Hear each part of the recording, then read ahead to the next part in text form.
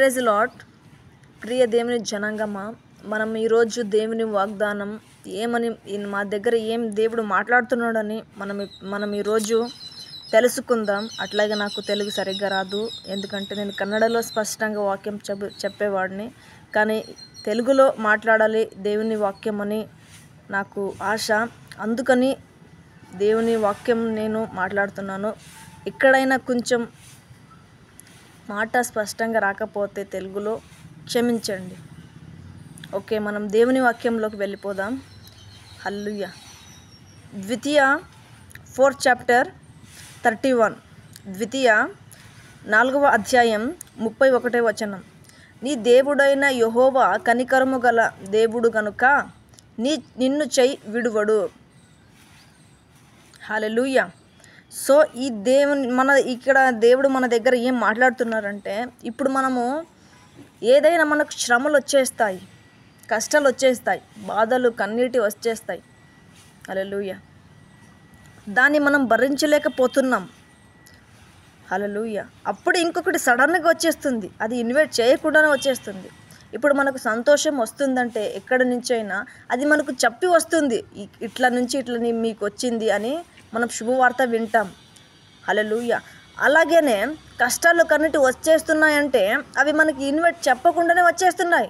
అరే, ఇది ఎట్లా వచ్చింది నాకు సమస్య? హల్లెలూయా. ఇది ఎట్లా వచ్చింది నాకు బాధ? నేను దీన్నే ముయ్యలేకపోతున్నా, ఈ భారాన్ని నేను తట్టుకోలేకపోతున్నా. అలాంటి టైంలో ఇంకొకటి నాకు ఎంటర్ అయిపోయిందా? ఏం దేవుడా, నా మీద ఏమన్నా పగబట్టేసావా? హల్లెలూయా. దేవుడు నీ మీద ఎందుకు పగబడతాడు? హల్లెలూయా. ఎందుకు? ఆయనకి నీ కన్నీటి ఇష్టం లేదు, నీ నవ్వు ఇష్టం. హల్లెలూయా.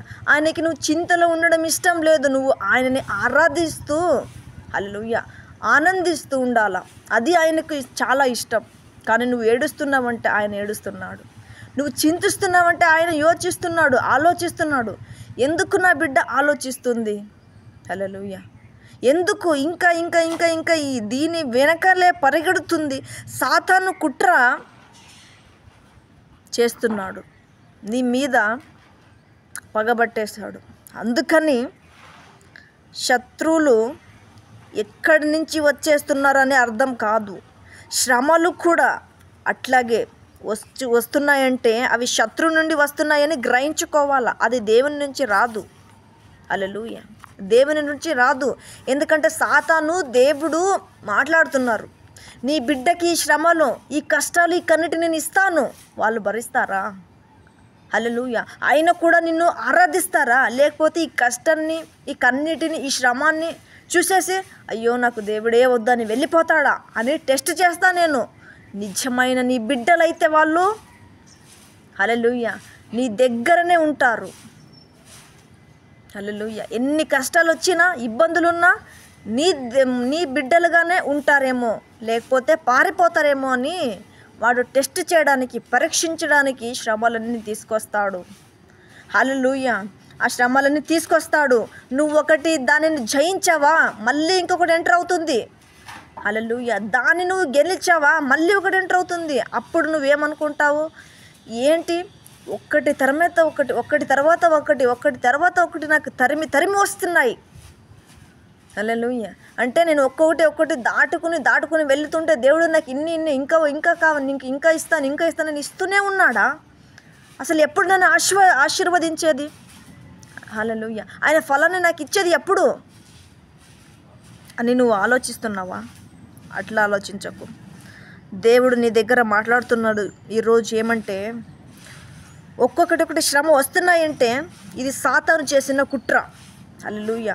ఆయన దగ్గర నుండి నన్ను విడగొట్టాలి అని వాడు పగబట్టేశాడు, వాడు టార్గెట్ చేసుకున్నాడు. అందుకే నేనేం చెయ్యాలా? దేవుడా నాకు ఈ శ్రమలు ఇచ్చావా, యేసు నామములోనే తొలగిపోతుంది. దేవాన్ని నాకు ఈ కన్నిటిని ఇచ్చావా, సరే సంతోషంగానే అనుభవిస్తాను, ఎందుకంటే ఇవన్నీ కూడా నాకు ఒక మేలుగా మారుతాయి రేపు. హల్లెలూయా. ఆ మేలుగా మారాలంటే ఇప్పుడు ఎన్ని నాకు బాధలున్నా అవి నేను అనుభవించాలి, అంతా నా మేలుకే. హల్లెలూయా. అంతా నా మేలుకే, ఆరాధన యేసుకే, అంతా నా మంచికే. తన చిత్తములకు తల వంచితే, తన చిత్తములకు తల వంచితే, ఆరాధన ఆపను, స్తుతించుట మానను. ఆరాధన ఆపను, స్తుతించుట మానను, స్తుతించుట మానను. హల్లెలూయా, ప్రైజ్ లార్డ్. ప్రియ దేవుని జనాంగమా, నువ్వు ఎన్ని ఇబ్బందులలో ఉన్నా హ్యాపీగా ఉంటే వాడకు తలనొప్పి.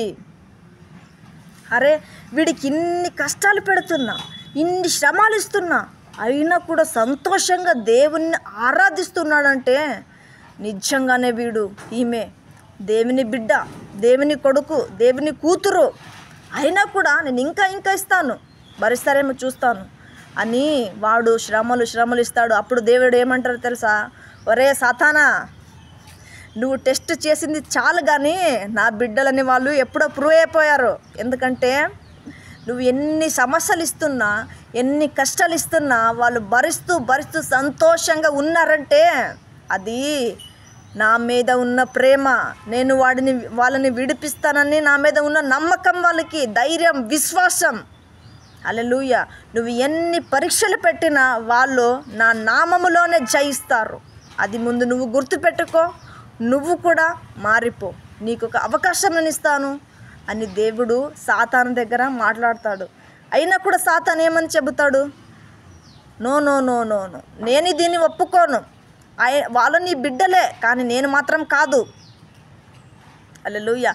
ఎందుకంటే నీ సింహాసనం నాకిస్తే నేను దేవుడు, నువ్వు నేనే దేవుడని నువ్వు నమ్ముకోవాలా అని వాడు చెప్తున్నాడు. అరే నువ్వు ఎప్పటికీ కూడా మారవు. హల్లెలూయా. నా బిడ్డల్ని కూడా మార్చలేవు, ఎందుకంటే వాళ్ళు నా బిడ్డలు.